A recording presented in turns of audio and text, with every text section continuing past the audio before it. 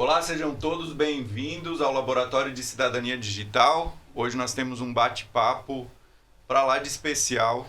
Estamos aguardando por esse dia. Vocês já vão conhecer quem está comigo aqui no estúdio. O Laboratório de Cidadania Digital tem trilhas que encontram um diálogo no Maker. E falamos muito sobre empreendedorismo lá na plataforma.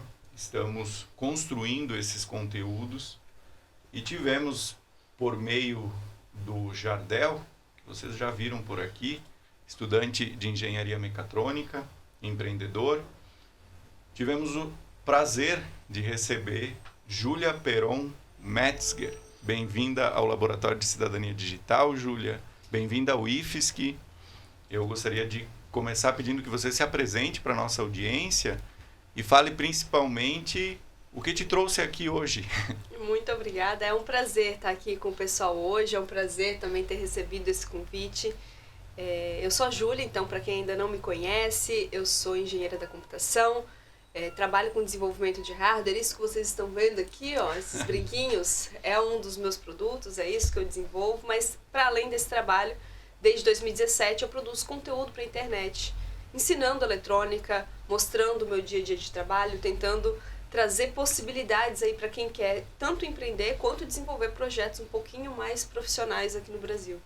Então é isso que eu compartilho, além de projetos criativos, além de vídeos mais inspiracionais, né, tem de tudo um pouco e a gente já reúne uma comunidade aí bem bacana de makers, engenheiros, entusiastas, estudantes e todos que gostam de tecnologia e que querem conhecer um pouquinho mais sobre isso de uma maneira criativa. Então, esse é o meu universo. Muito bem. Julia Labs nas redes, é isso? Julia Labs nas redes. Julia Labs.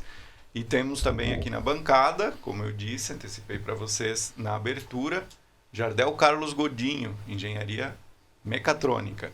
Jardel, se apresente também para a nossa audiência e o que te traz aqui hoje. Bem, André, primeiro, obrigado aí pelo convite, né?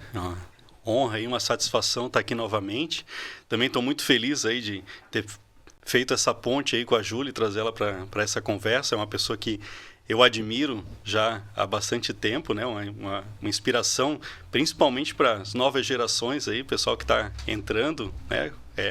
Se interessando por hardware e tudo mais. Eu acho que é alguém que deve ser seguida, né? Não tem, né, nem o que questionar. Mas, enfim, eu me chamo Jardel, eu sou aqui da casa, eu sou discente do curso de Engenharia Mecatrônica aqui do IFSC de Florianópolis. Né? Como o André colocou também, eu sou empreendedor, inclusive hoje a minha empresa ela está incubada, né, na estrutura da Incubitec aqui, que é um laboratório quase que irmão aí do Laboratório de Cidadania Digital, então a gente está sempre muito junto aqui. Né? E é uma honra, vamos ouvir o que a Júlia tem aí para nos contar. Essa paternidade da Incubitec, do Laboratório de Cidadania Digital, está sendo investigada, Júlia. Na instituição, assim, nós temos professores que coordenam os projetos, os programas, os laboratórios. E no ano passado eu fui convidado a coordenar a incubadora tecnológica do IFSC, que se chama Incubitec. Mas eu já tinha um filho primogênito, que é o Laboratório de Cidadania Digital. Então, estamos administrando os dois projetos de forma concomitante, mas estou muito feliz com as possibilidades de cada um deles.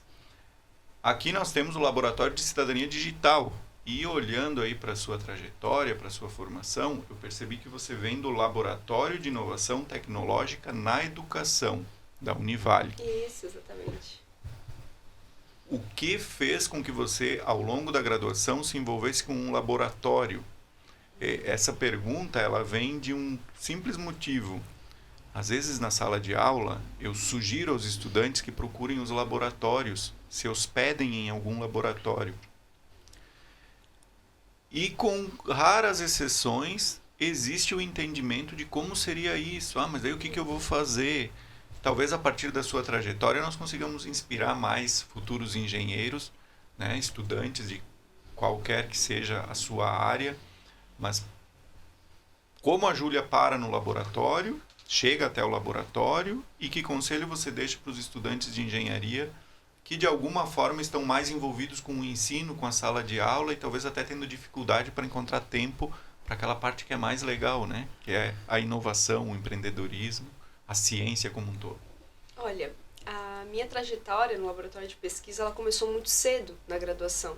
Eu estava finalizando o primeiro período quando eu descobri que ia existir uma vaga que iria abrir. Ela não estava aberta ainda, mas eu sabia de uma estudante. Era calor ainda, praticamente. Era calor. Eu sabia de uma estudante que ela estava se desligando da engenharia, ia trocar de curso por problemas pessoais, e ela ocupava um espaço no laboratório de pesquisa. E eu fiquei sabendo, por colegas, assim, de que ela iria se desligar, e eu pensei, opa, uma vaga para mim. Naquele dia eu pensei assim, é minha a vaga. A vaga não tinha sido aberta ainda, mas eu me interessei porque eu pensei assim, é uma oportunidade que eu tenho de estar mais em contato com a graduação. Estou começando agora, na minha trajetória eu entrei na graduação muito crua, não fiz nenhum curso técnico, eu não vim de um ensino médio técnico, eu não conhecia esse universo, e eu estava com uma sede, com uma pressa muito grande de me inteirar, porque na verdade o que eu senti em sala de aula era que os meus colegas já sabiam muito mais do que eu. Então eu tinha uma necessidade, eu sentia essa necessidade de estar ali naquele ambiente, de participar daquilo de alguma forma, para que eu pudesse, de certa forma, pegar o que eu sentia, achava que, né, de maneira errônea, que eu já deveria estar sabendo, né? Então eu fiquei sabendo dessa vaga, eu lembro de fazer plantão na frente da sala do laboratório até o professor chegar. Eu não sabia que horas que ele ia chegar, mas eu fiquei lá na frente até ele chegar, eu sabia qual era a sala que ele ia entrar, e fiquei lá esperando. Quando eu vi ele, a primeira coisa, professor, sou a Júlia, quero participar da vaga que vai abrir. Ele falou, mas é para ciências da computação. Mas eu tô aqui. Dá um jeito. Eu tô aqui, né? Se eu puder participar do processo seletivo. E daí ele falou, ok, a gente pode fazer o processo seletivo com você também. E fiz a prova, foi uma prova voltada à programação, porque a vaga que surgiu era para que eu entrasse num projeto de pesquisa onde eu iria ensinar programação para meninas. Então era um grupo de meninas do ensino médio e eu precisava cumprir esse papel de ser uma estudante da área da programação, no caso ciência da computação, no meu caso seria engenharia da computação, mas que eu desse essas aulas para essas meninas. E era um projeto de pesquisa que estudava exatamente isso, o envolvimento das meninas na ciência da computação, nas áreas de programação e exatas. E aí consegui passar na prova, ainda bem. Então tudo que eu sabia de programação era o que eu tinha até então no primeiro período, não era muita coisa, mas consegui, e daí no laboratório consegui ter esse reforço com os outros estudantes e consegui cumprir esse meu primeiro papel na pesquisa, que foi esse papel mais de lecionar quase que o que eu estava aprendendo em sala de aula, né? Então, como para mim... Isso já na segunda fase, portanto. Daí no meu segundo período, né? Quando eu iniciei no meu segundo período. Então, era quase que simultâneo, quase que o que eu aprendia, quase que repassava para elas na parte da tarde. E foi onde eu comecei o meu envolvimento com pesquisa, e daí entender o que era a pesquisa, entender quais eram os resultados que a gente precisava trazer ali, e começar a escrever meus primeiros artigos científicos. E nesse envolvimento, com essa primeira pesquisa, eu comecei a ter contato primeiro, o que foi mais valioso, com outros estudantes de outras áreas, de outras engenharias, da ciência da computação também. Então eu consegui começar a observar o meu universo um pouquinho mais multidisciplinar, que agora os meus colegas não eram só da área da engenharia da computação, eles não estavam aprendendo as mesmas coisas que eu, e a gente conseguiu ali desenvolver pesquisas que unissem essas diferentes áreas. E a partir daquele projeto eu fui pulando para outro e outro e outro, e passei a graduação inteira envolvida em projetos de pesquisa, horas mais voltadas a essa parte mais educacional, onde eu estava lá lecionando alguma disciplina, alguma matéria, outras realmente botando a mão na massa, desenvolvendo algum objeto tecnológico que seria utilizado em algum tipo de atividade educacional. Maravilha. Ô Jardel, você vive o IFSC diariamente, né? Não apenas como estudante, mas também como bolsista, como empreendedor. A partir do ponto de vista que a Júlia compartilha aqui e da experiência dela, que eu diria que ela é ideal para a maioria dos estudantes que buscam inovar, que querem ir além da sala de aula. Como que você percebe, enquanto estudante de engenharia aqui do IFSC Florianópolis, as possibilidades, os caminhos para chegarmos nessas vivências inter e transdisciplinares, né? Sair do seu curso. Sim. Vamos trazer polêmica para a mesa aqui. Não, pelo amor de Deus. Né? Além da questão de ser um estudante, eu comecei na engenharia mecatrônica no primeiro semestre de 2025, então, né, completei um ano agora, né, estou na terceira fase, e eu trago alguma bagagem da vida também, né? Não é à toa, assim, essa cutis, né? Mas, enfim, uma coisa que eu observo bastante, eu tenho a oportunidade de conversar bastante com os meus colegas, principalmente o pessoal de 18, 19, 20 anos que está entrando para fazer a primeira graduação e tudo mais, e eu estou tendo, inclusive, a oportunidade de, talvez, influenciar na forma como eles estão olhando a graduação, nesse sentido. Porque, muitas vezes, o que eu vejo? Eles entram com aquela expectativa de terminar, né? E a jornada da universidade, ela não é você terminar, é você aproveitar a jornada, né? Então, às vezes, a gente tem até algumas discussões com colegas assim, mas Zuckerberg não se formou? Steve Jobs não se formou? Né? E aí começa a trazer essas referências assim, cara, esses nomes tudo está trazendo aí. Aonde é que eles explodiram? Né? Aí eles, pois é, cara, os caras explodiram tudo dentro da universidade, né? E em algum momento eles chegaram num ponto ali que, olha, agora eu tenho que dedicar o meu negócio, não porque eu não queira terminar a universidade, porque eu acho que a universidade é besteira, né? Não, eu quero terminar, porque agora o meu negócio ficou tão grande que eu preciso me dedicar 100% a ele. E é isso que a galera não faz, né? Então, é isso que eu acho que as pessoas perdem bastante. E aí o André me perguntou sobre essa jornada com relação ao IFSC. Assim, a gente não precisa estar em uma outra realidade, um outro país, para fazer acontecer dentro da universidade. O IFSC mesmo me abriu muitas portas, desde o momento que eu olhei para essas portas, que eu bati nessas portas, eu bati e essas portas se abriram, né? Então eu não tenho nada que reclamar que, olha, o IFSC deixou de me acolher, ou deixou de me dar um caminho, ou deixou... Pelo contrário, né? Sempre me deu essas oportunidades. E também não é uma exclusividade, como a Júlia veio da Univale, né? E a Univale também, ela está colocando essa situação para a gente. Olha, eu também tive uma oportunidade lá de laboratório, de bolsista, de conhecer pessoas de outros cursos, de conhecer pessoas com... né? De colocar aquilo que estava aprendendo. Imagina, eu acho que o último degrau do conhecimento é você ensinar, né? Então, ali que você consolida, porque você precisa entender como as coisas funcionam para passar para alguém. Então, você começa a se fazer perguntas que os outros podem te fazer, e isso, de fato, traz uma consolidação do conhecimento. Então, olha que coisa rica, você aprender alguma coisa na sala de aula no período da manhã e no período da tarde você está ensinando aquilo, né? Então, claro que isso trouxe ganhos para a Júlia, né? Faz um salto para a formação, né? Sem dúvida. Então, eu acho que né, como eu disse, trazer polêmica para a mesa, porque às vezes as pessoas querem, não, vou completar essa etapa e depois eu completar essa etapa, né? E uma crítica, André, que sempre, no mercado de trabalho, eu sempre olhei assim com uma certa reticência.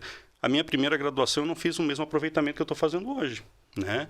Era um outro momento, eu fazia essa graduação à noite, trabalhava muito durante o dia, né? Então talvez eu não tinha tempo para me engajar naquilo que a universidade podia me proporcionar, então eu nem batia nessas portas, né? E eu acho que muita gente pode ter esse mesmo cenário também, mas hoje eu, né, consigo fazer essa coordenação, eu consigo bater nessas portas, eu consigo me engajar nesses projetos, e eu consigo ter o aproveitamento que eu poderia ter tido antes na primeira graduação, né?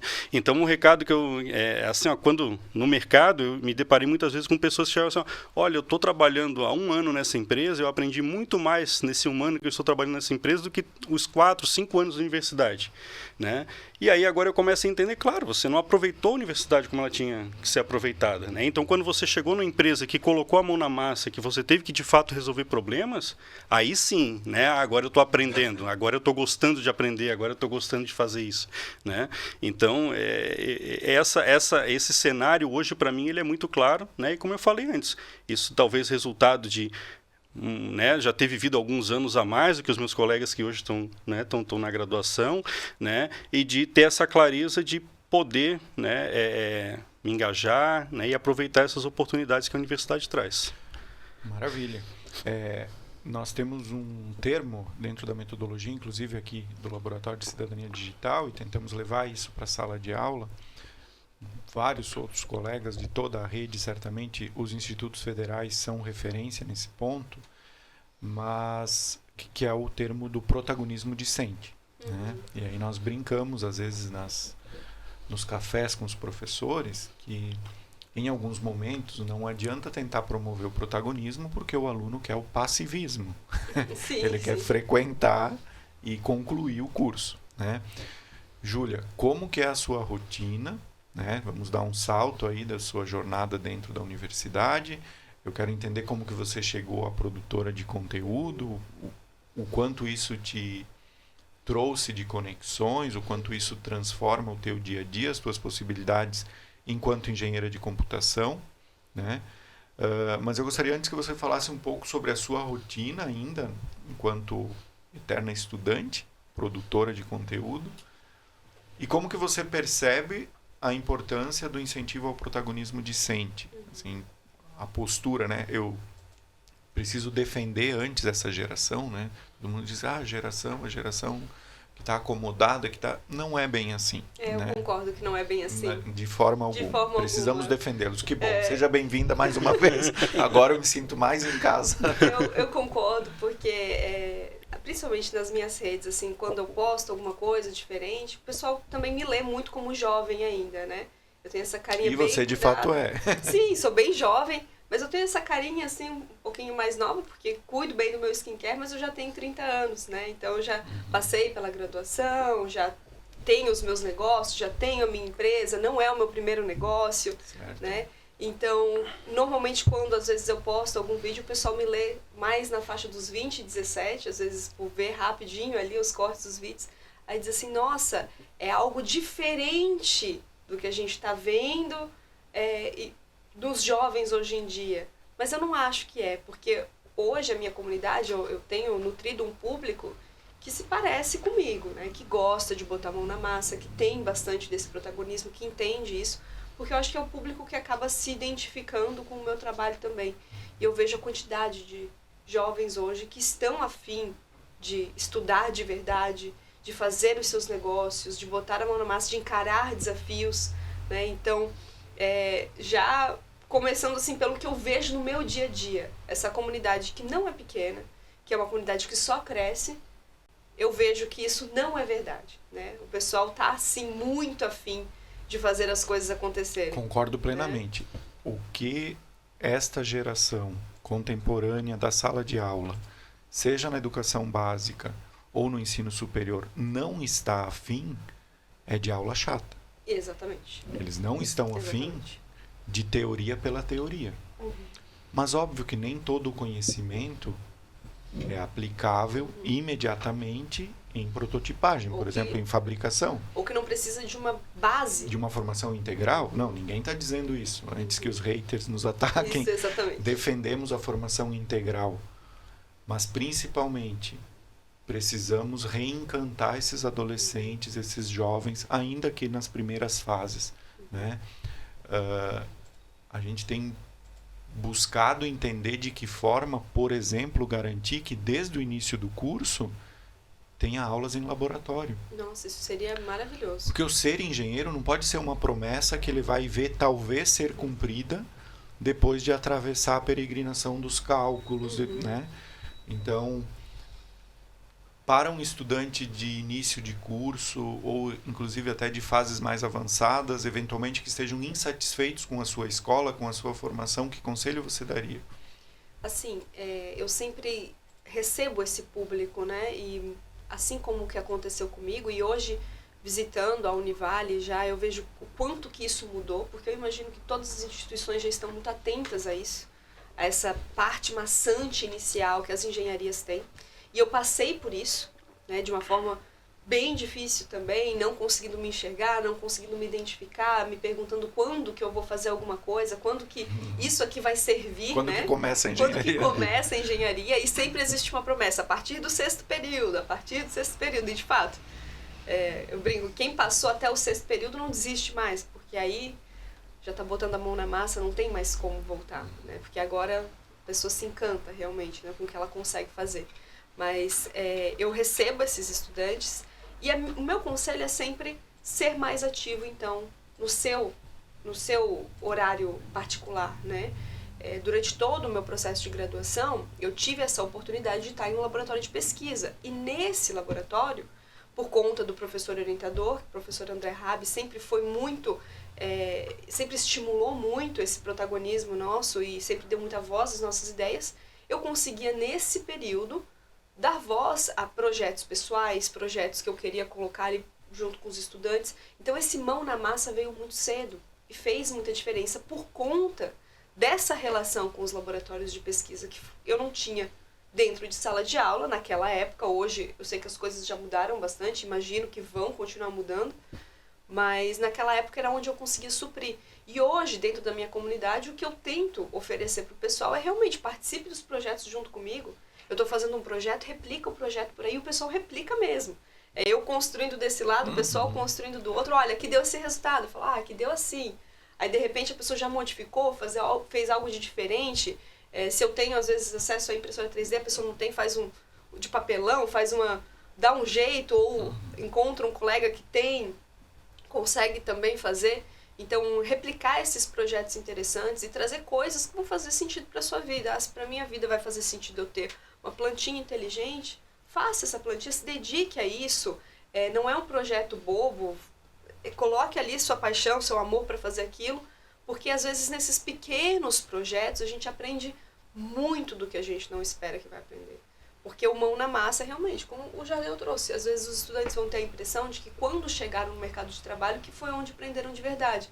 Mas é onde a teoria ficou em xeque ali. Começou aquela coisa assim, ok, na teoria funciona assim, mas e na prática? Todas essas variações aqui que a gente tem do mundo real estão bombardeando esse projeto. Será que isso realmente funciona assim? Então, essas experiências de realmente conseguir já fisgar esses conhecimentos, às vezes vão vir um projeto super simples que você vai fazer em casa, você vai ver que o sensor de temperatura não vai funcionar da mesma forma, a bombinha de água não vai parar de funcionar do nada por algum motivo, a placa vai trazer algum tipo de oxidação depois de um tempo. Tudo isso são coisas reais que vão acontecer em projetos, vão acontecer em produtos, acontecem em empresas todos os dias. Então, quanto mais cedo o estudante conseguir trazer para a vida dele de maneira particular, de maneira que ele mesmo vai botar isso como um desafio próprio na sua vida, melhor. E o projeto pode ser qualquer projeto tem muito aprendizado. Fantástico. Ô Jardel, nessa vivência aqui no IFSC, você certamente já bateu em várias portas, convive convive bastante aí com outros professores, não só em sala de aula, né? Nós temos aqui engenharias com especialidades civil, elétrica, eletrônica, mecatrônica. Temos os técnicos nas mesmas áreas, né? O itinerário formativo, que nós chamamos. Então, o aluno faz o ensino médio conosco fazendo o técnico e nós oramos para que ele venha para a engenharia, porque aí, de fato, ele vai superar aquela perspectiva que você trouxe de um certo estranhamento no início do curso.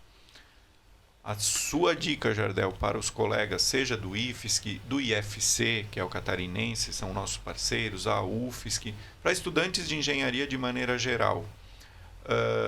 Aqui no IFSC Florianópolis, quais laboratórios você recomenda? Inclusive, depois nós vamos fazer um tour aqui com a Júlia pelo campus, né? Conhecer alguns desses laboratórios. Quer dizer, onde existem oportunidades para viver o curso para além da sala de aula? Olha, André, isso... na verdade, todos os laboratórios têm oportunidades, né? E eu falo isso até pelo seguinte, quando você pensa no laboratório de cidadania digital, talvez você não pense em tecnologia, talvez você não pense na parte de hardware, na parte mecânica, eletrônica, né? A parte de programação, né? E hoje eu tenho uma vivência dentro do laboratório de cidadania digital que posso... opor toda essa opinião, é do contrário, né? Então a gente vivencia de fato a engenharia, né? Coloca a mão na massa, faz isso acontecer.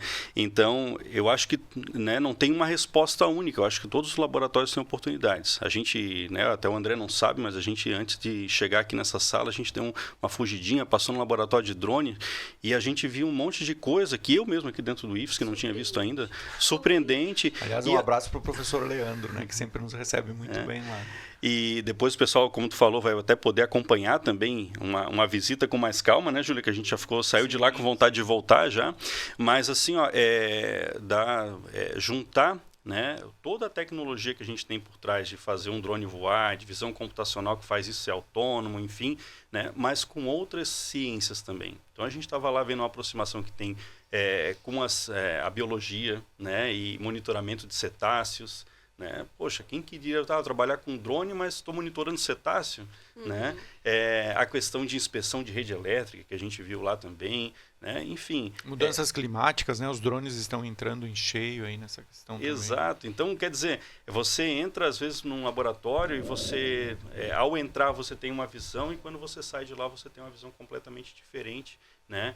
E eu acho que essa é a riqueza. Eu acho que é isso que às vezes as pessoas, quando elas terminam a graduação, vão para uma empresa e dizem que aprenderam muito mais no mercado, é isso, porque elas vão ver essa multidisciplinaridade, né, que às vezes elas não buscaram no momento da graduação, no momento da vida universitária, né? Então, a dica que eu dou, né, tanto para os alunos do IFSC, desse campus, dos outros campos, do IFC, né, ou de qualquer outra universidade, Sim. a gente falou agora mesmo de universidade privada também, que tem um cenário muito parecido. Vai atrás dos projetos, né, vai atrás dos laboratórios, vai colocar a mão na massa. A gente sabe que, né, às vezes, mas meu curso é integral, eu tenho aula à tarde e à noite. Bem, será que você não consegue um períodozinho de manhã? Será que entre uma matéria e outra você não consegue se dedicar? Ah, mas não tem bolsa. Bem, começa sem bolsa. Ou né? talvez pegar menos disciplinas, né? Menos matérias, para liberar espaço para essas vivências. O horário, né?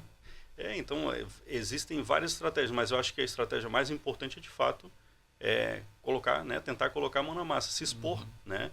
E lógico que no início não vai ser simples, André. Às vezes a pessoa, mas eu não tenho o conhecimento para ajudar, para colaborar no projeto e tudo mais. É isso? A universidade está aí para isso, é para desenvolver né? Não é para você chegar ali pronto, é para você se desenvolver ali junto com isso também. Eu mesma comecei muito crua, muito mesmo, assim, finalzinho do primeiro período, sendo que eu não sabia nada. Olha, expondo para vocês, eu entrei na graduação, no meu primeiro dia de aula eu tive aula de algoritmos. Eu não sabia o que eram algoritmos, já começou por aí. Aí eu entendi que algoritmo seria algo que eu iria utilizar para programação. Mas só que eu achava que programação era coisa de hacker, coisa para pessoas do mal, uma coisa assim proibida. Então era esse o meu entendento sobre a área de tecnologia. Se a minha mãe souber que eu estou fazendo isso...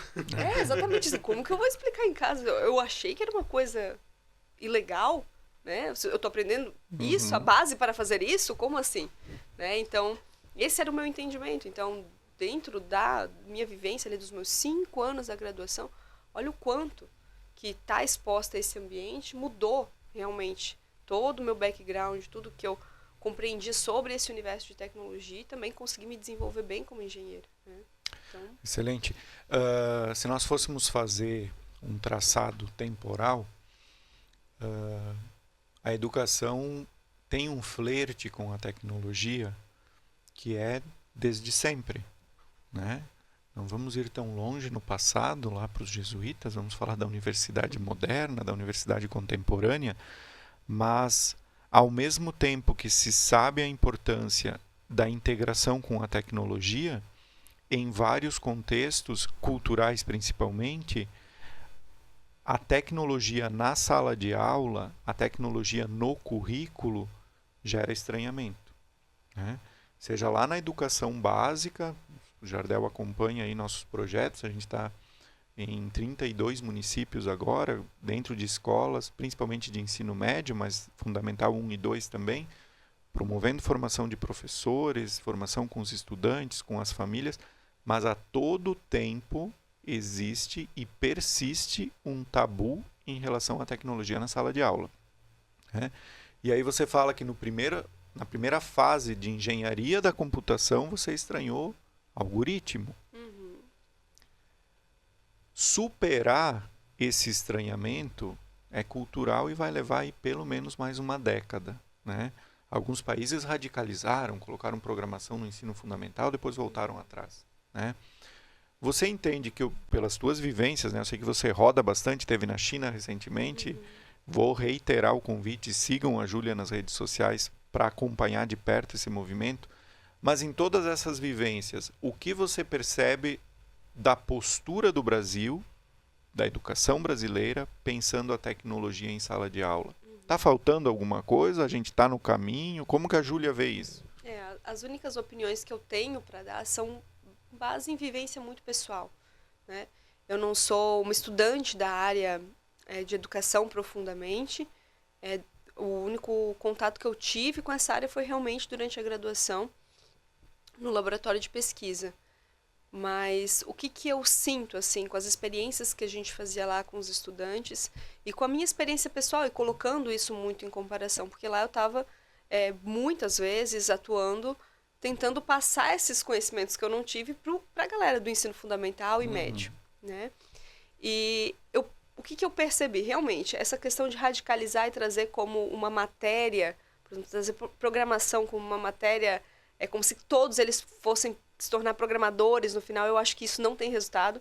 Eu acho que os estudantes não se interessam, na verdade, eu acho que mais afasta, traz um medo e traz ainda mais tabu ali para esses estudantes, traumas. né? Cria traumas, porque, na verdade, esse período do ensino fundamental, ensino médio, quase nenhum estudante, a não ser por uma influência muito presente em casa, está pensando que esses conhecimentos serão os conhecimentos de trabalho. Eles não estão preocupados com isso nesse momento.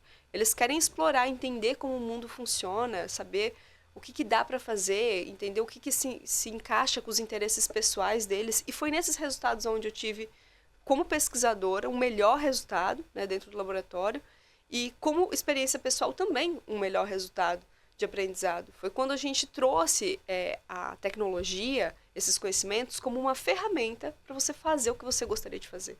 E foi assim que eu aprendi. Eu me encantei pela área de engenharia quando um professor de física, assim, de uma maneira muito até contra ali o protocolo educacional, trouxe uma experiência para a sala de aula. Na época era muito incomum ter esse tipo de experiência em sala de aula. Ele trouxe para a gente acender um LED, para explicar e para a gente conseguir observar de verdade o que era construir um circuito eletrônico. Porque ele queria passar a base de circuitos que a gente tem lá no ensino médio.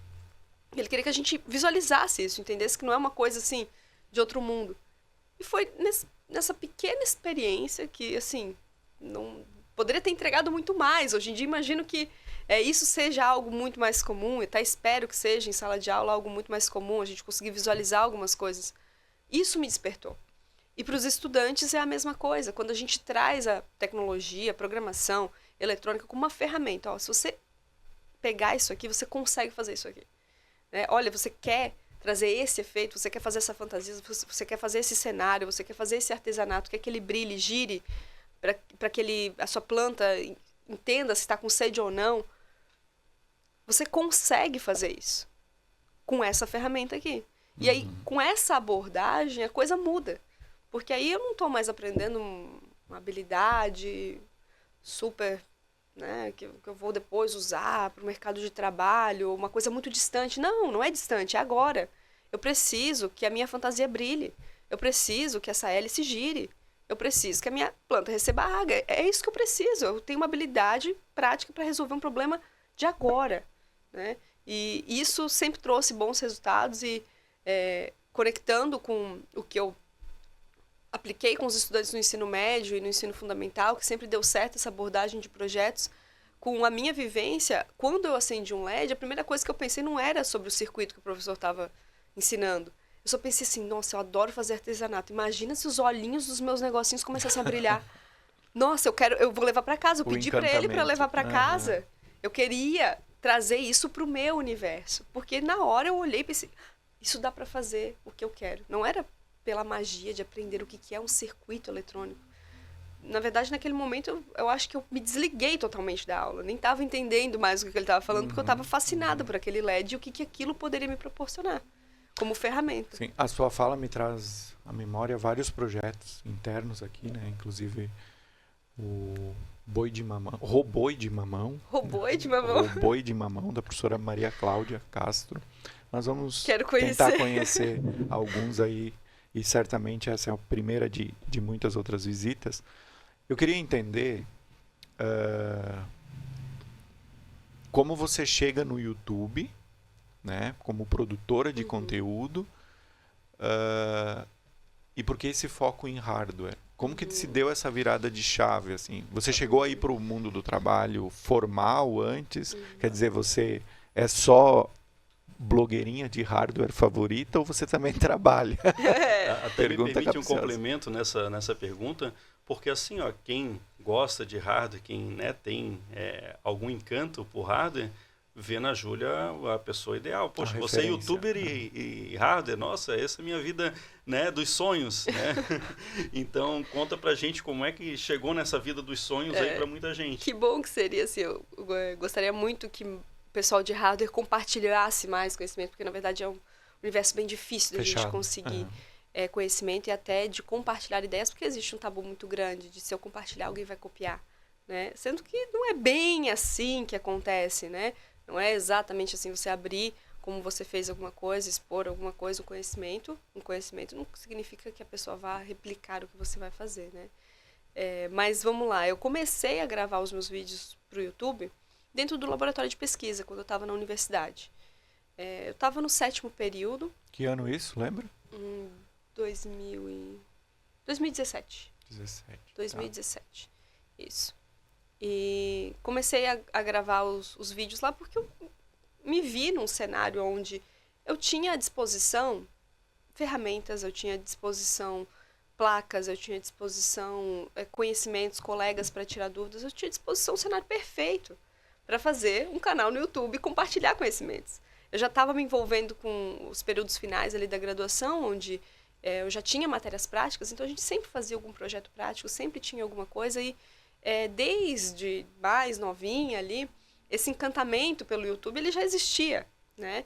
Eu já via como parte da minha rotina todos os dias à noite chegar em casa e assistir todos os meus influenciadores favoritos ali. Eu queria estar por dentro de tudo, né? E em uma dessas buscas de entender ali o que eu iria fazer depois da graduação, eu comecei a me permitir experimentar coisas novas, né? E uma das coisas que eu quis experimentar foi fazer um canal no YouTube. Naquele início foi como uma brincadeira, como um experimento pessoal meu. E começou a dar certo, principalmente quando eu comecei a expor um pouquinho mais do meu dia a dia como engenheira naquele momento, no caso, como estudante de engenharia da computação. E aí eu comecei a perceber, poxa, pouca gente realmente está falando sobre isso, mas muita gente ou está desejando viver isso, desejando entrar na graduação de engenharia ou engenharia da computação especificamente, mas ninguém está falando sobre isso. E eu estou vivendo uma coisa muito bacana aqui. Todos os dias eu venho aqui à tarde para esse laboratório de pesquisa, tem uma galera aqui compartilhando conhecimentos, os projetos que eu estou fazendo, eu sou apaixonada por esses projetos. Eu estou na melhor fase da graduação, que é onde a gente faz coisas práticas o tempo todo, então eu vou aproveitar. E foi onde eu comecei a conciliar ali como estudante e produtora de conteúdo. No final da graduação, eu lembro que no meu último ano ali foi a primeira vez que o meu canal no YouTube monetizou. Eu consegui chegar ali a quantidade de inscritos, a quantidade de visualizações que necessitava para eu receber o meu primeiro dinheiro do YouTube. E para quem era bolsista, esse dinheiro era também significativo. Sempre vem em boa hora. Sempre vem em boa hora, né? Para quem era bolsista, assim, poxa, muito bacana. Então eu decidi continuar isso em paralelo, porque, poxa, eu comecei a enxergar uma forma de rentabilizar esse trabalho, né? Por mais que pouco ali, eu sabia que o meu tempo de graduação estava acabando e logo eu precisaria me inserir no mercado de trabalho de alguma forma. Quando eu estava finalizando a graduação, eu já estava começando a dar aula em outras escolinhas de robótica da cidade, né? Porque acaba que o meu trabalho dentro da graduação já estava chamando até bastante atenção e estava realmente num período onde estava dando um boom, várias escolinhas de programação, de robótica saindo na cidade, e essa necessidade por profissionais que fizessem de uma maneira bem prática, os trabalhos ali já estava surgindo bastante ali na região. Então eu comecei esse trabalho, sendo professora de robótica, então, em várias instituições ali da cidade, e mantive sempre ativo o meu canal no YouTube, né? Ainda nesse período, começou a pandemia, né? Logo ali no final. Eu me formei em 2018, 2019, para 2020 a pandemia começou. Mas em 2019, um colega meu da graduação se formou. E aí ele me chamou para fazer parte do desenvolvimento de um produto que ele estava idealizando dentro da graduação, dentro do laboratório de pesquisa. De novo, né? Laboratório de pesquisa, dentro da graduação, são ambientes realmente que propiciam, aí, né? Propiciam esse desenvolvimento de projetos que podem virar produtos. E ele tinha um projeto e ele queria tornar um produto. E ele sabia que eu já era muito interessada por essa parte de eletrônica, já sabia que eu tinha essas habilidades de hardware, ele me convidou para fazer parte desse negócio e enfrentar esse desafio daí, não só de desenvolver um projeto de hardware amador, não um projeto, mas de conseguir pela primeira vez trilhar o caminho de transformar um projeto em um produto. E aí eu embarquei nessa jornada junto com ele. E em paralelo com o canal no YouTube, as aulas já estavam diminuindo por conta da pandemia, já não tinha mais esse apelo, muita coisa morreu, muita coisa mudou para o híbrido, então já não tinha mais essa questão. E o período todo da pandemia eu me dediquei a descobrir como fabricar um hardware, como desenvolver um hardware do zero, né? De uma ideia ao primeiro projeto, fabricação, seleção de componentes, como fazer isso da maneira correta. Errei muito durante esse período, mas muito mesmo, vários protótipos, assim, tanto com erros em circuitos eletrônicos, por falta de conhecimento de circuitos ali que estavam se ajeitando para esse mundo mais empresarial, esse mundo real, até seleção de componentes, selecionar componentes errados, aprender a fazer da maneira correta, projetar um hardware de maneira incorreta, depois refatorar tudo, produzir de novo, entender o quanto que isso custa, né? Fazer um protótipo, e até que a gente chegou num produto final muito bacana, um produto que entrou no mercado por meio de um financiamento coletivo que a gente fez no Catarse, que foi um sucesso, teve mais do que os 100% da campanha lá arrecadados. A gente inseriu o produto no mercado e quando o produto começou, começou os seus primeiros lotes, aí eu já vi que não fazia mais sentido para mim continuar, trilhar ali esse caminho, e daí, durante todo esse período, eu estava produzindo conteúdo. Durante todo esse período, eu estava contando essa história. E aí foi onde, quando eu me vi já não mais me encaixando muito bem nesse negócio, eu pensei, não, eu quero fazer um negócio próprio meu, e eu vou me dedicar 100%, vou me permitir dedicar um período 100% à produção de conteúdo. Porque é algo que já está rentabilizando, é algo que está dando certo, e que, pela comunidade que eu estou criando, eu estou vendo que é algo que tem um meio de eu monetizar de uma maneira mais profunda aqui, né? Então, me desliguei desse negócio, me desliguei da empresa e comecei a focar em produção de conteúdo daí de maneira integral. E aí foi. É um outro conhecimento, é um outro universo diferente da engenharia, porque por mais que os conteúdos, eles exploram todo esse meu background de engenharia, de desenvolvimento, construir um negócio, né? Produzir o conteúdo e também aí já mais de uma parte Júlia empresária, né? Me conectar com os patrocinadores, fazer as negociações, construir e ler contratos, verificar tudo que vai ser bom para todas as partes, como que você vai daí começar a inserir também uma questão mais publicitária ali nesse meio, né? Junto com o que você está passando, né? Tudo isso daí foi um conhecimento que eu fui melhorando, aperfeiçoando durante esse período que eu fiquei focada 100% em produção de conteúdo. Começou a dar muito certo, superou as minhas expectativas, se tornou o meu principal trabalho. E 2 anos atrás, daí de maneira tentando complementar este trabalho, não substituindo, eu comecei a voltar para essa parte de desenvolvimentos próprios, onde eu comecei a construir os meus próprios acessórios. Né? Então, eu tenho vários acessórios tecnológicos que são bonitinhos, mas que ensinam muito sobre o processo de desenvolvimento. Acaba que o ciclo ele fecha quando eu desenvolvo um novo projeto, quando eu faço esse desenvolvimento de um novo projeto. Porque o projeto ele começa com a comunidade, onde a ideia desse projeto ela é discutida junto com o público. A gente faz todo o desenvolvimento dos brincos, de todos os outros produtos. É tudo feito junto com a comunidade. Então, nesse processo é gerado muito conteúdo, tutoriais, desafios que eu estou enfrentando, como resolver, como selecionar os componentes, como fazer a placa, como fazer um board shape diferente. Agora não é um quadrado, é um formato de uma flor.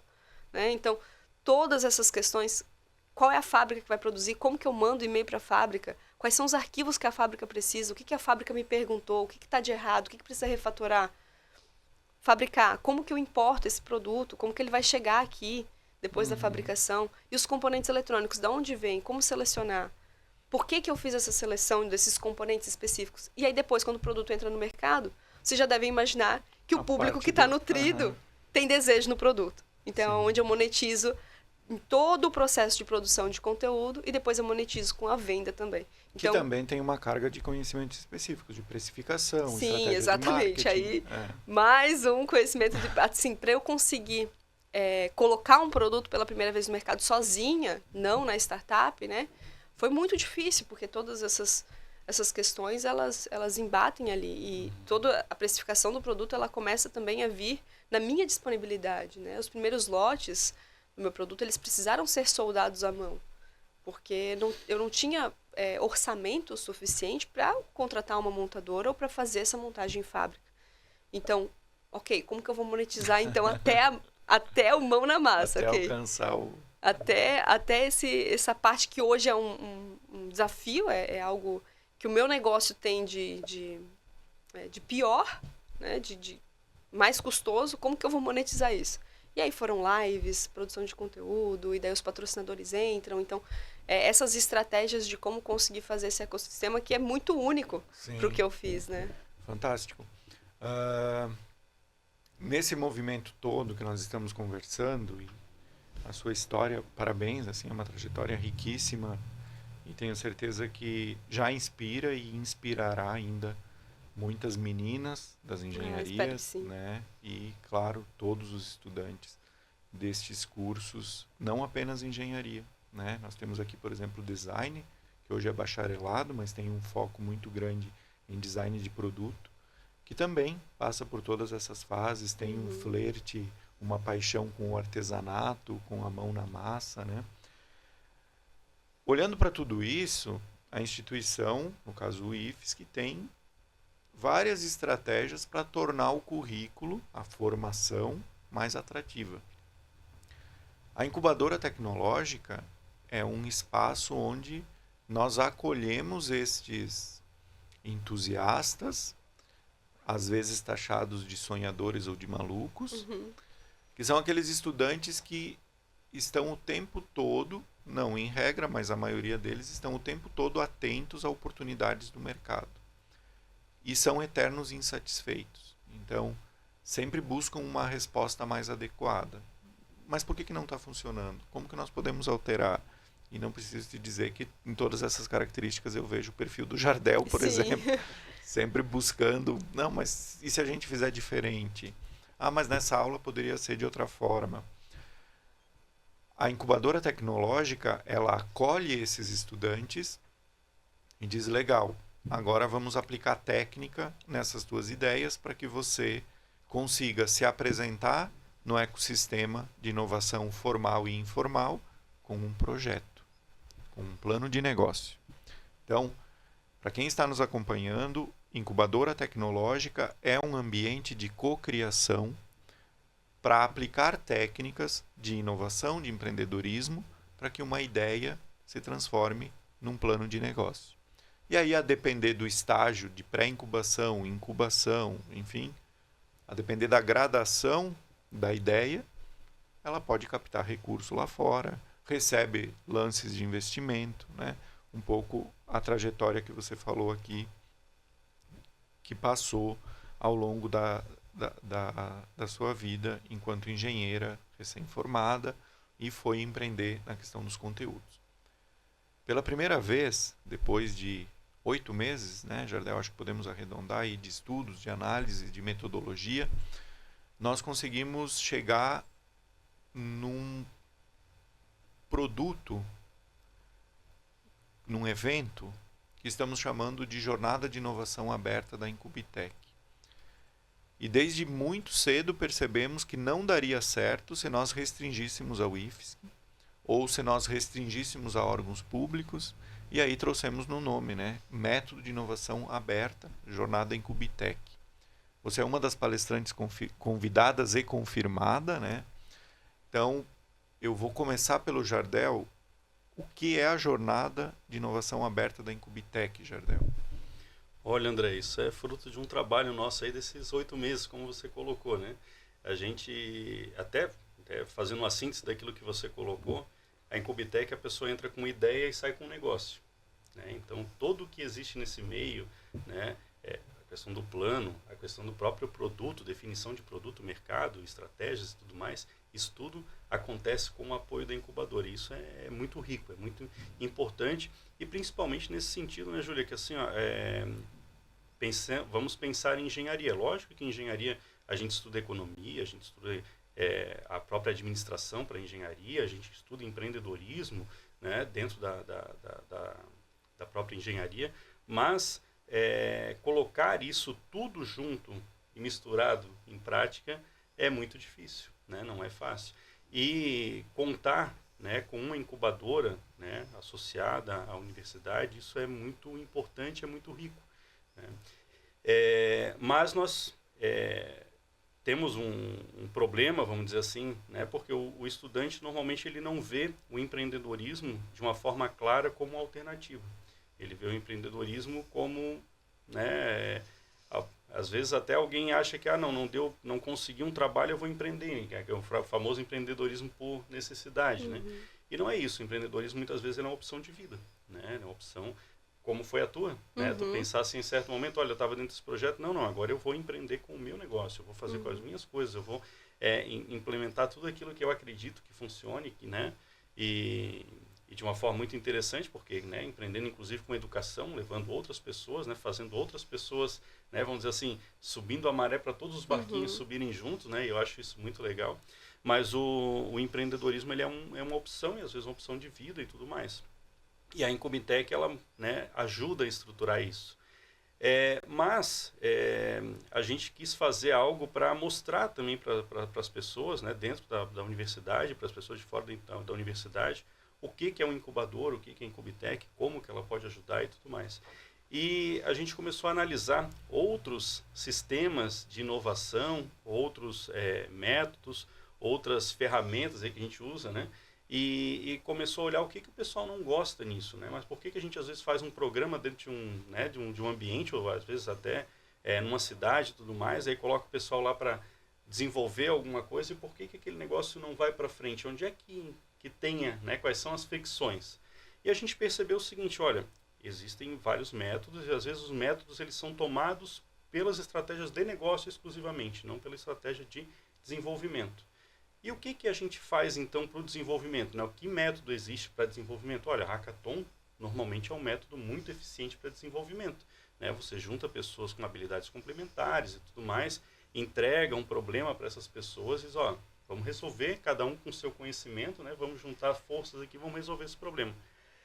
Então, visto esses dois cenários de negócio e de resolução, a gente disse, então a gente pode fazer uma jornada, né? Onde a gente vai no mercado, busca as demandas de empresas, busca as demandas de órgãos públicos, né? Entende quais são os problemas que hoje eles passam, né? E vamos levar para o pessoal do Hackathon isso aqui definido, né? Então, eu não preciso me preocupar se o mercado ele é grande o suficiente, né, antes de eu fazer uma solução, porque isso já veio mastigado. Eu não preciso me preocupar se essa necessidade ela existe, essa dor existe ou não existe, né? Esse problema, de fato, ele está validado ou não está validado. Não, vamos fazer isso tudo, né, trazer isso pré-formatado e entregar isso para as pessoas, né, que, de fato, possam resolver.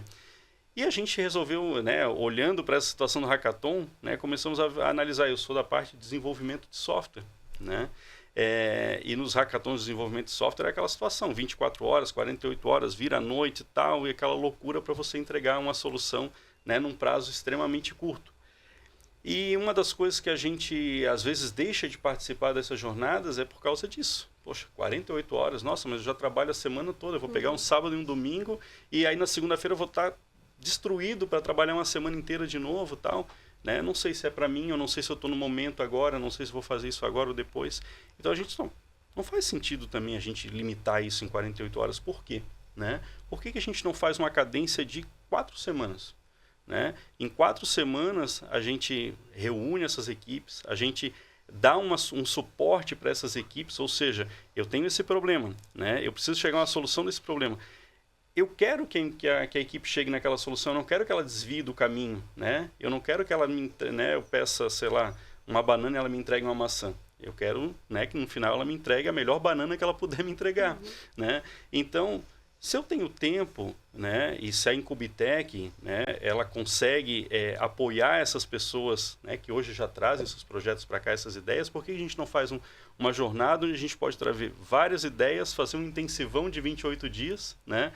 E ficar ajudando esse pessoal tanto a se manter na trilha, trazer mentores especialistas naquilo. Ah, não, poxa, mas eu tenho uma necessidade aqui que eu preciso, a minha solução envolve hardware, mas eu não tenho tanta expertise assim para resolver esse problema que está me demandando agora. Poxa, então eu vou trazer alguém que possa te ajudar nisso. Né? O teu problema é, não, eu não consigo resolver um problema aqui que eu estou tendo no meu firmware. Eu sei, né? Alguma coisa básica, às vezes utilizei até inteligência artificial, que é muito comum hoje, né? Você utilizar para programação de firmware, principalmente, mas daqui para frente eu não estou conseguindo passar. Poxa, traz um especialista, vamos tentar olhar esse problema, resolver esse problema, colocar de volta na linha para que a gente chegue no final dessa jornada com uma solução. Dentro da engenharia, a gente conhece muito a escala TRL, né, de nível de maturidade.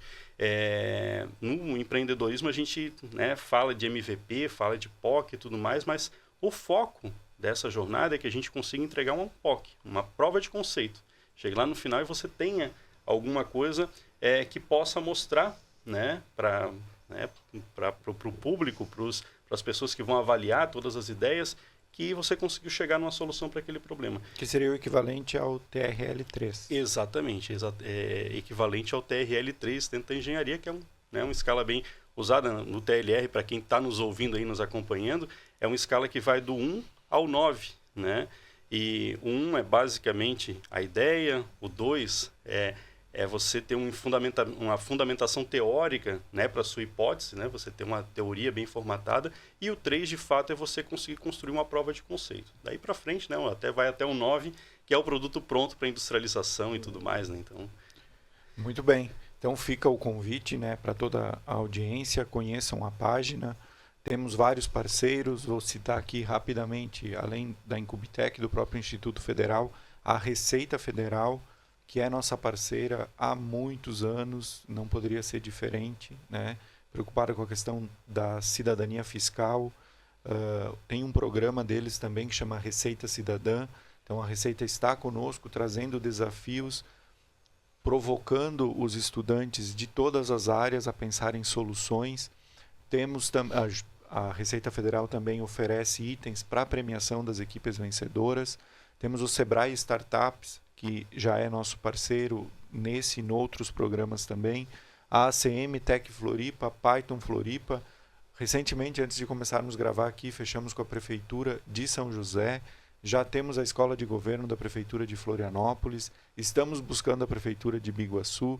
Então, 27 de junho é o dia em que estaremos todos reunidos aqui no auditório do IFSC Florianópolis para conhecer os desafios. Né? Então, os estudantes que estão nos acompanhando, professores, empresários, o que precisam fazer nesse momento? Acessar o site, eu vou pedir que a edição deixe aqui o QR Code, acessa o site do evento e, a partir do seu perfil, faz uma inscrição.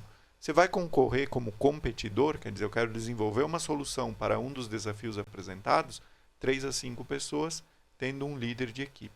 Né?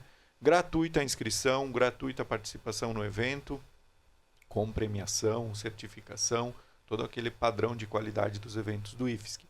E quem vai estar no palco? Júlia Labs. Júlia, faça seu convite e, se puder dar um spoiler do que os convidados vão ouvir da sua experiência lá. No dia 27 vai ser um prazer estar aqui. Eu também quero conhecer os desafios. Eu ainda não conheço eles. O pessoal já está... Será que a Júlia vai competir, Jardel? Eu já divulguei nas minhas redes, aí o pessoal já quer spoilers, né? Não, ainda não tenho, também vou conhecer junto com vocês no dia 27. Então, dia 27, por favor, venham, vai ser um evento maravilhoso, eu vou fazer uma palestra muito bacana, contando um pouco sobre essa trajetória e esse caminho que eu faço até com certa frequência de transformar uma ideia em um produto, que eu imagino que vai ser um caminho que talvez... mais voltado, no meu caso, aqui para o hardware, mas eu imagino que é um caminho que vai, talvez, trazer muita luz ali para quem vai participar desse desafio, porque as fases mais intensas são as iniciais, que é onde você vai realmente estruturar toda essa ideia, onde você vai realmente entender o que você vai fazer, que dor que você está cumprindo. Então, vai ser muito bacana trazer todos esses conhecimentos, essas provas práticas de tudo que eu já vivenciei com os meus projetos, os meus produtos também. E convido toda a comunidade não só a participar, mas os participantes que quiserem a minha ajuda de alguma forma, eu vou deixar no meu grupo do Discord uma aba especial para quem estiver participando do desafio, quiser tirar dúvidas comigo e com toda a minha comunidade, que é uma comunidade de engenheiros, projetistas, robistas, interessados, curiosos. Então, quem quiser lançar também ali suas dúvidas, seus desafios, o que está passando, precisar da ajuda da minha comunidade de alguma forma, vai ter um espaço especial para vocês lá. E vai ser um prazer ajudar vocês nessa jornada de 4 semanas. Agora não tem mais desculpa. Não, né? agora ficou imperdível, né, André? Agora não tem mais como não participar, né? Mas uma coisa interessante também, André, que eu queria reforçar aqui, a Júlia fala, né, para pessoas do Brasil inteiro, para ser outras nacionalidades aí também lusófonas, né? E ela colocou uma situação bem interessante até na chamada que ela fez agora recentemente, né, avisando que estaria aí junto com a gente na jornada Incubitec, e que ela é um desafio que está aberto para todo o Brasil. Exatamente. Né? Então, o que acontece? Poxa, mas tá acontecendo tudo aí no IFSC, Florianópolis, tal, como eu faço para participar? Bem, tem algumas regrinhas e que eu acho que é importante a gente colocar aqui.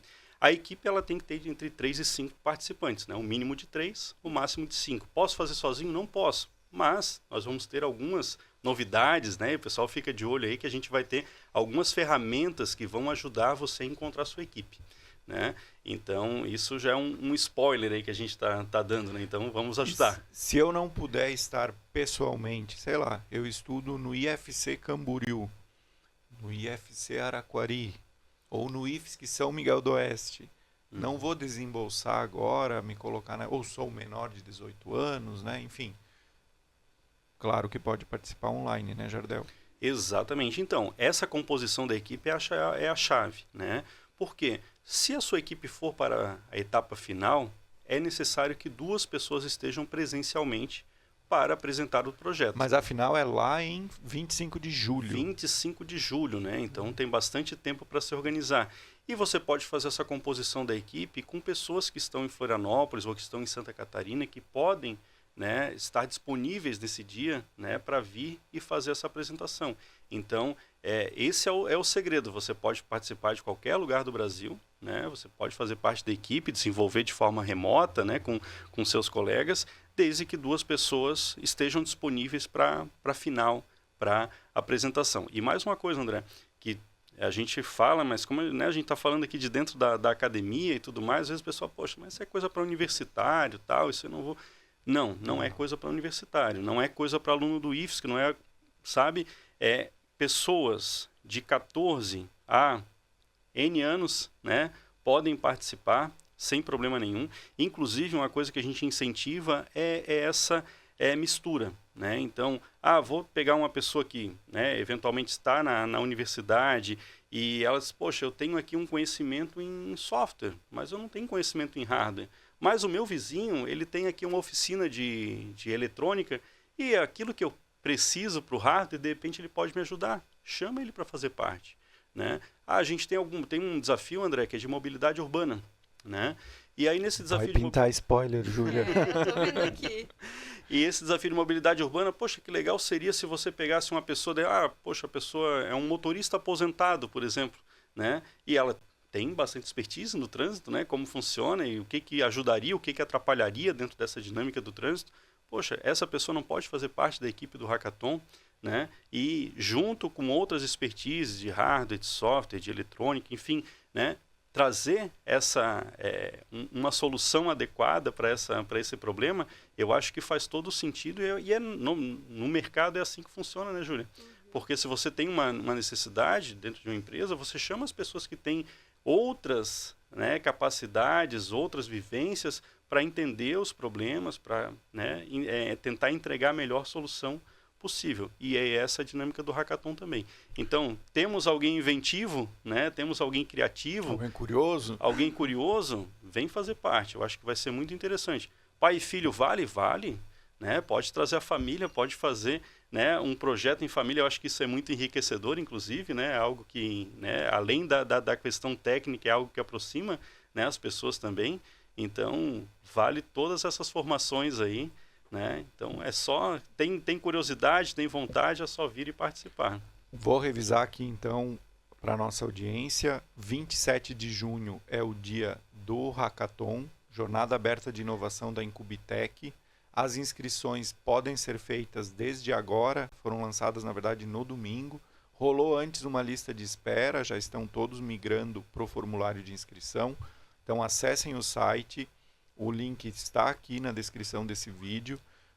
Leiam com atenção, montem suas equipes e nos vemos online ou presencial no dia 27 de junho para que vocês conheçam os desafios. Depois do dia 27, 28 dias de desenvolvimento e finalmente 25 de julho, a final do Hackathon, presencial nesse caso para os finalistas, aqui em Florianópolis novamente. Premiação, acompanhe as redes sociais. A gente não vai ainda divulgar a premiação, mas tem certamente itens que vão tornar o Hackathon ainda mais de interesse de todos vocês, ainda mais desafiador, né? Tem eletrônico, tem Pix, né, Jardel? Tem certificação, tem carta de recomendação e, claro, todas as equipes participantes recebem a mentoria. Estamos falando de uma das principais influenciadoras, liderança, engenheira de computação, vai estar à sua disposição aí no Discord, né, para responder dúvidas, orientar, claro, mais na parte de hardware, mas temos também alguém do software, né? Agora sim eu quero o spoiler, Jardel. Quem vai estar conosco no próximo episódio para falar sobre software, o segundo palestrante do nosso evento? Ah, sim. Junto da Júlia, né, na palestra no dia 27, a gente vai ter o Ednei de Souza, né, o conhecido como Internei, né? Já há bastante tempo aí na internet, né, fala bastante sobre inteligência artificial e suas aplicações, né? E no tempo que a gente está vivendo agora, a gente não tem como escapar desse assunto também, né? Então é bem interessante que ele vai falar bastante sobre inteligência artificial para produtividade, para coordenar esse time, para não sair dessa trilha, né? Usar a inteligência artificial como um sexto membro, talvez, da equipe ali, para estar ajudando nessa jornada do Hackathon. Então, vão aparecer mais novidades por aí. Estamos envolvendo o máximo possível de instituições de ensino. Eu sou aqui de Canasvieiras, de uma escola de educação básica. Eu posso participar? Por favor, inscreva-se, participem. Professores da educação básica, enfim, acho que ficou claro que a jornada é aberta. Então, todos sempre muito bem-vindos. Jardel, eu quero um compromisso público da Júlia para que ela retorne para cá. Adorei a nossa conversa, gostei muito da aderência que tem nosso pensamento em relação aos desafios da engenharia. Temos vários outros assuntos para explorar. Já fica o convite também para que você colabore conosco em relação à trilha Maker. Muitos professores de ciências que estão nos assistindo aí, que são já nossos parceiros do laboratório, tenho certeza vão te stalkear, vão te mandar mensagem, porque esse movimento da computação no ensino médio principalmente, mas desde o Fundamental 2, trouxe uma oxigenação para os professores. A gente vê esse movimento nas escolas, a gente vê esse movimento dentro dos institutos, e agora nós precisamos ajudá-los, precisamos orientá-los. Então, parabéns pelo seu canal, pelo conteúdo que você compartilha. Ele é instrucional, ele é didático, ele é motivador. Tenho certeza que vem ajudando muitos professores. Fazer uma rodada de palavras finais para encerrarmos. Começamos por você, Jardel. Não, é isso. Queria mais uma vez agradecer a Júlia aí por topar o desafio, estar aí com a gente. Imagina, é um prazer. E também agradecer em nome dos competidores aí, que certamente vão estar no grupo do Discord lá para Quero pedir... ver o pessoal lá. pedir, contar com a orientação da Júlia. A gente também vai ter várias, estamos consolidando os desafios para chamar mentorias que sejam aderentes aos desafios. Então, são 16 até o momento, né? São Mas 16. Queremos aumentar o número de mentores aí. Exato, Mas, enfim, queria agradecer a oportunidade aqui, em nome também, hoje represento aqui nessa mesa a Tec Floripa e a Python Floripa, que são comunidades. Nós que agradecemos, Jardel. Somos as comunidades de tecnologia aqui de Florianópolis, uma comunidade bem engajada, E então também reforçar o convite para os membros dessas comunidades também se fazerem presentes aqui. Eu tenho certeza que eles vão vir em peso aí para esses desafios.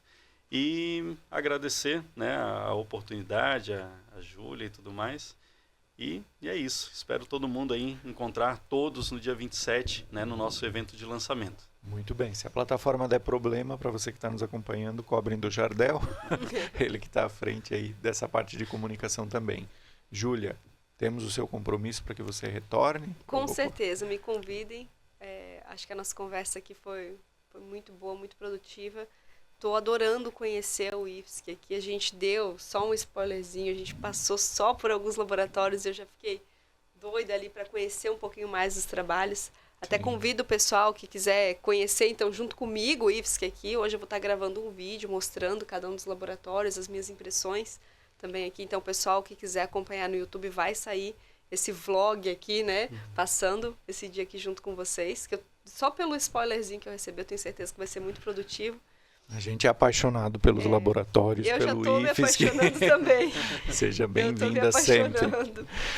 E todo mundo que quiser ajuda, novamente, reforço aí, o pessoal que estiver participando do desafio vai ter, com certeza, um olhar um pouco especial. Claro que a comunidade ela é muito unida, a gente sempre tenta atender todos que pode. Pelo Instagram, eu não consigo responder todas as mensagens, mas nesse local específico, lá no Discord, vai ter um espacinho especial para que todos vocês que vão participar do desafio possam ser muito bem recebidos e tenham suas dúvidas aí, se possível, sanadas aí com o meu conhecimento ou o conhecimento da comunidade. Então, reforço também para o pessoal, participem. É uma oportunidade incrível de vocês colocarem a mão na massa e vivenciarem aquilo que a gente estava falando aqui mais cedo. A engenharia na realidade, né? Sair um pouquinho só da teoria, da prática, resolver o problema de alguém, resolver um problema real, né? Você sentir suas habilidades também sendo valorizadas nesse meio. Então, é uma oportunidade muito importante. Montem suas equipes e eu quero ver vocês lá no dia 27 também. Fechamos, então reforço o convite, conheçam o site, reitero os agradecimentos ao Jardel, estudante da Engenharia Mecatrônica, empreendedor, parceiro aqui junto com a Tec Floripa e a Python Floripa.